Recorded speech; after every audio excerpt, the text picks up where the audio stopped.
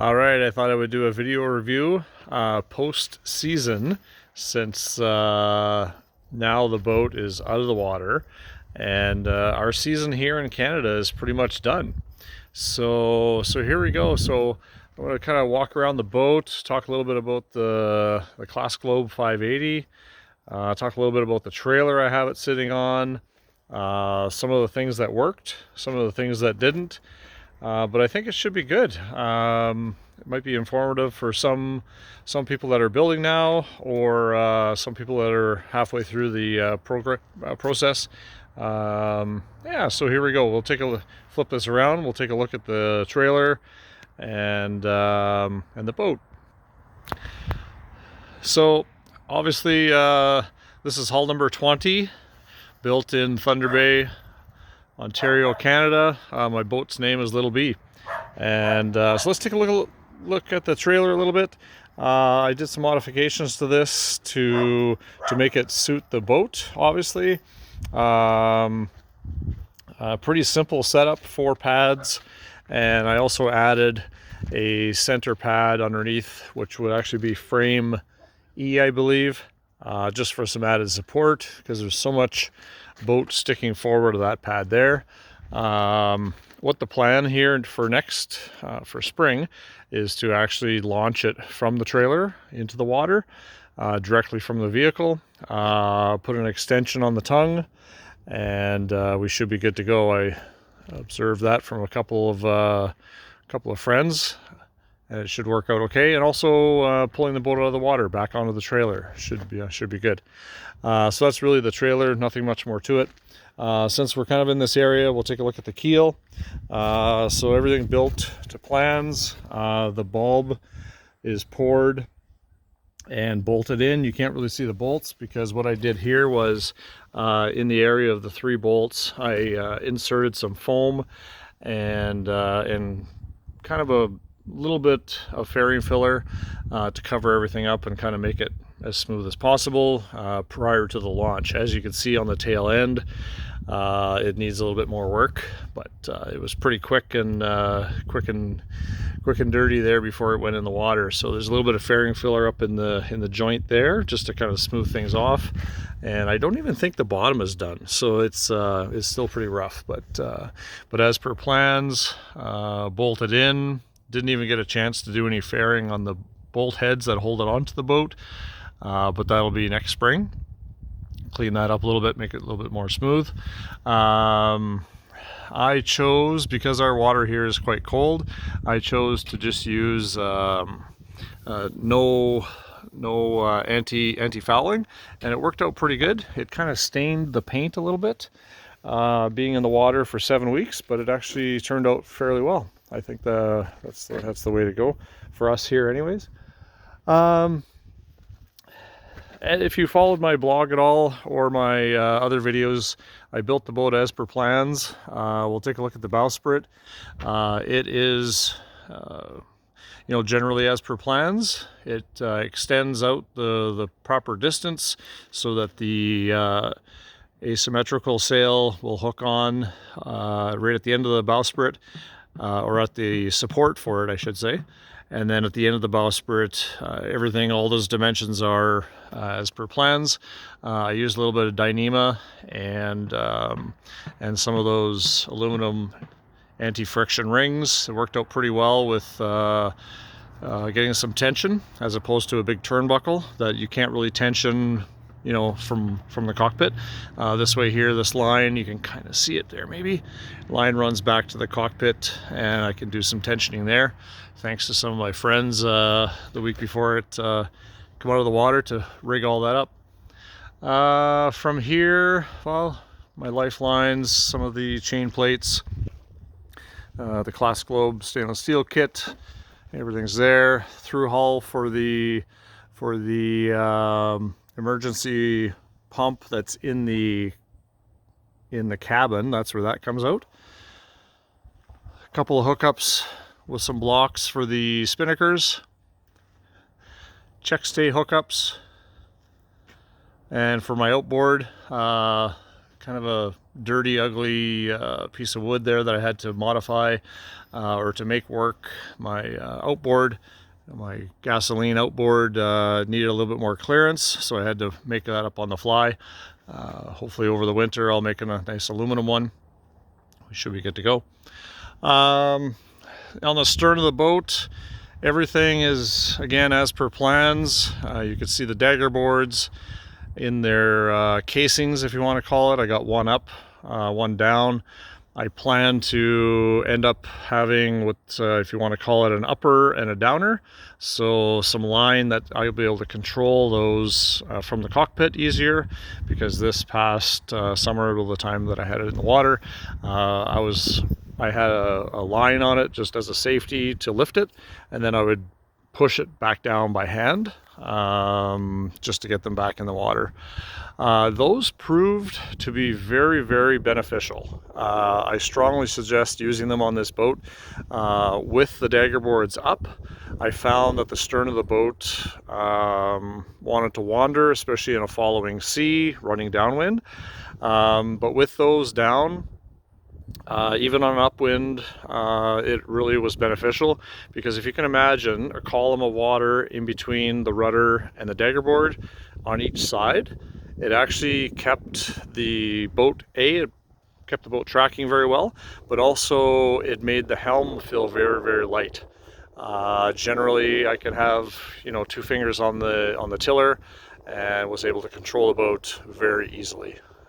So Dagger boards, I would suggest a must for this boat. They look kind of cool. The only thing I didn't do, because I was in a bit of a rush as well, is on the trailing edge, I didn't put any epoxy, so it's just a wood edge, and there's some of it kind of broke away as it got bumped by other things at the dock. So I would suggest a little bit of an epoxy filler for the last maybe 10 millimeters or so, and that worked out good. You can see my through hulls for the pumps, emergency water. I think that one actually is for the pump that's located in the cockpit, and this smaller one here is for the electric. Okay. Again, everything as per plan. The rudder worked out very well. I did some modifications to the dimensions on the plan so that this area here, where the rudder meets up with the skeg, was a lot tighter. I think the way everything's drawn is that this ends up being quite a large gap in here, so I built this out a little bit further. There's all the hinges, as you can see, kind of mounted in there. These are not faired at all. I think Dawn allows us now to do some fairing. Obviously this is the bolt heads, so it's not a big deal, but on the other side is the nuts, and they're quite, they protrude quite far. So I think we're in good shape there. Yeah, my uppers and downers will work well with these little eyes. The downer is simply going to be a line attached here, going over the other side, looped up and up into the cockpit up there somewhere. So that'll be able to, when I lift that line, it'll actually pull this down, and then the upper will be just a line going onto these eyes, and that'll lift it back up again, so I can control it fully from the cockpit area. Okay, so let's climb up the ladder and we'll check out the cockpit. Not a lot has changed since maybe my last video or my last blog update. Just make sure I don't wipe out here. There we go. Okay, so my deck layout is probably going to evolve. I need to get another set of cam cleats like that, the jammers, another set at least. I found that the little cam cleats were not sufficient enough for certain things. Yeah, so I got to set that up a little bit more. The 2 little snubbers, which are Lumar 8s, worked out very well. That's totally sufficient enough for what this boat, the sail area. I would suggest for sure to have 2 little snubber winches. Worked out very well. You can kind of trim your jib without them, but it just makes life a lot easier for sure. Same thing on the other side. It's going to evolve as time goes on. So just keeping in the cockpit area, I ended up, back this out a little bit, I ended up using some of the Seadek material, and maybe you can kind of see it there. The Seadek EVA foam. I didn't even get a chance to put it fully in the whole cockpit yet, but it is so nice, that stuff. I'm not promoting their product. I don't get any endorsements from it, but it is super cool, easy on the knees, super grippy. I just wish I had it for the whole time I was sailing, because it would have worked out really well. I have enough to do the whole cockpit area. Their larger piece will do the whole cockpit, and I think it's 1 meter by 2 meters. I'm not exactly sure, but they're larger chunk. Little view of, you know, a few little things here. The rail for the main sheet and the traveler and whatnot. Access down into the lockers. This worked out really well. Kind of hard to see in there because there's a bunch of fenders and all kinds of crazy stuff. Gave me a lot of access. The round ones I didn't really use too much, but it also gave me access to be able to bolt a lot of this stuff in. So you're going to need something up in that area just to be able to reach in to reach your fasteners. Yeah, I think, you know, hold downs, the tie off points, super important. I put a couple of these little winch holders there. Up on the deck, as I mentioned, it's going to evolve. There's a Dyneema line that runs to the bow. That one there is for the bowsprit support. I used a, hopefully that wind isn't too bad. I used a used mast. My Selden one did not arrive in time, so you can see it down there. I've had taken it off. So I rigged up that mast to suit exactly what the Selden one will be, and it worked out quite fine. Yeah, I don't know if there's much else to mention here. Oh, one thing I did do is I used for my jib, instead of a track on the deck, is I used the, well, some people call it a 3D system or a barber hauler type system, where that eye there, you can adjust that eye all over. So you can move it outboard for a little bit of a downwind situation with your jib, or you can pull it right in close in this area. Excuse me, this area here for close hauled.